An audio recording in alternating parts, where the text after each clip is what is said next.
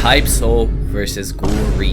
Which game is better? Ever since Type Soul shut down, I would try to find a replacement, and there it was, a new Tokyo Ghoul Roblox game. Sometimes when I play this game, I get glimpses of Type Soul, and as a wise man once said, the only reason this game has 30,000 plus players is because you scoundrels, you fiends, you ogres, you monsters cannot wait for Type Soul to re-release. But now that I have a couple hours in both games, I can actually compare them. Now with that out of the way, let's talk about progression first. In Type Soul, the progression is really fast and simple. If you have some friends to play with, you can get your bankai, voll, or res really easily, and you can max your slot in about 1 day. Except if you're in a wrong car, it will take you like 3 years to progress your slot, especially with things like segunda and starting off as a literal fishbone. But overall, it's really just mostly bandit beating and then getting some grips from people. And also the mode requirements got nerfed so much that anybody can get mode, and there is so many cheeses for fighting bosses like the bankai boss or the shikai boss, or even cheesing the parry test, that basically everyone runs around with mode all the time. Even things like visored and lets became super easy to get, as the items, being Hogyoku fragments, are mad easy to get because the market is overinflated. Hybrid races though,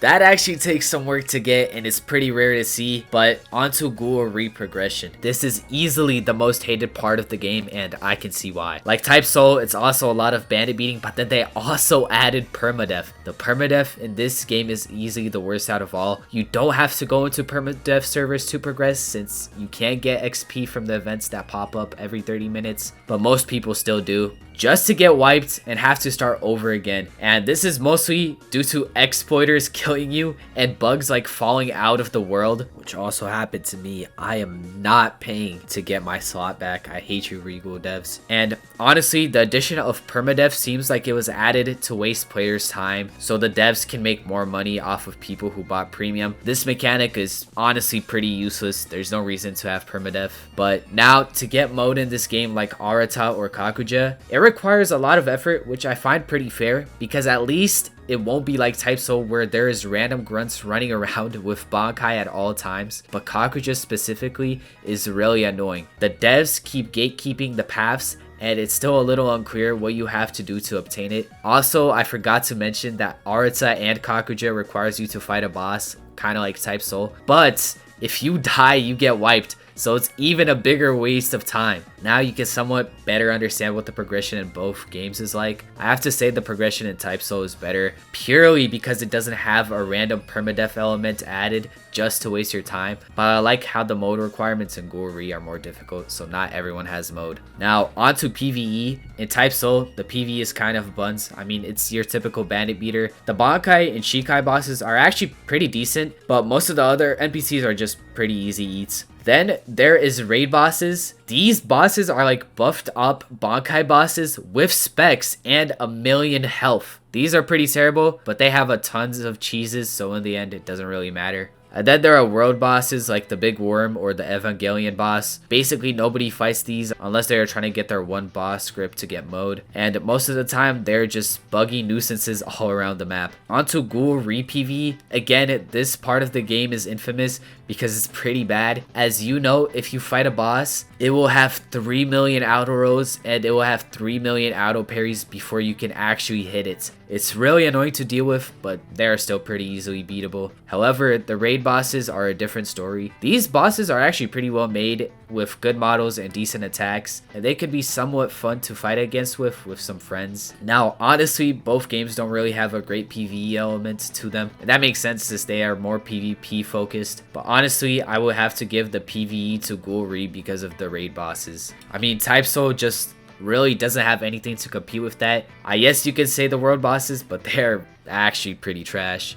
Next, let's talk about PvP, the main aspect in both games. In Type Soul, the PvP mechanics are mainly evasive or dodge based, with some parrying involved, but the parry frames are much lower compared to something like Deep Woken. The PvP scene is also extremely diverse and varied. First, you have weapons, skill trees, your shifts, shikais, and partial res. Then you have skill boxes, essences, ultra skills, visors, vassal cars, lets, Hogyoku move, hybrid races. I could keep going on and on, but you get the point. The PvP is very diversified. Overall, I think it's mostly okay. There are definitely some builds that are way crazier than the others, but it's somewhat balanced. I'm using somewhat very loosely here, by the way. Now, in Ghoul Re, it's definitely more parry based than Type Soul. Most people like to compare it to Deepwoken, but since the game came out not too long ago, there's definitely not a lot of build diversity. The game only has weapons and kagunes for now, and skill trees and skill boxes. And a lot of people like to run the same copy and paste builds like Jason V2 Full Mastery or Takizawa V1 Strength Mastery Hybrid. Both games also have a clan war type of thing going on. Type Soul has clan wars, which basically anybody can do. All you have to do is just join a clan. But Ghoul Re has factions, which I'm pretty sure there are only 4 of, and you have to try out for them. I also heard from content creator chat that some of these factions are led by people that gatekeep them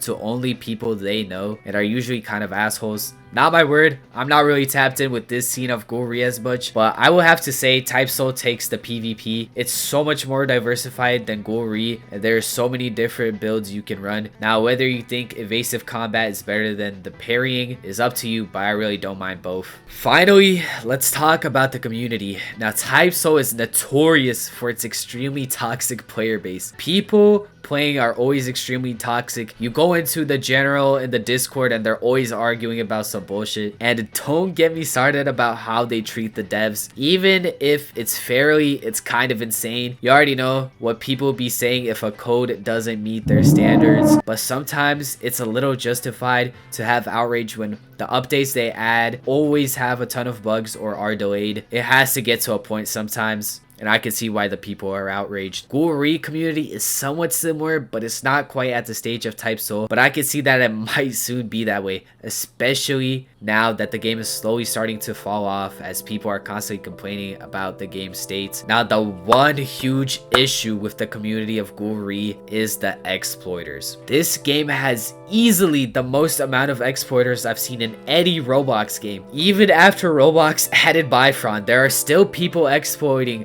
like they have Prime Synapse. Personally, I know a friend which was progging in the permadeath server die from one of the exploiters. He wasn't recording, so he isn't able to get a restore, which is pretty tragic, but I can't really decide which one is better. Type Soul has one of the most toxic player bases of all time, and Ghoul Re has the most exploiters of all time. Let me know what you think about this one in the comments. Can't really decide this one. I'm getting tired of Ghoul Re already. There isn't much to do except mindlessly gank people to get RC cells for Kakuja and going up against the same 4 builds and ranked. Hopefully when Type Soul re-releases, they come out with a lot of new content as they promised, so I can actually enjoy playing that game again. But for now, I have to move on to different games.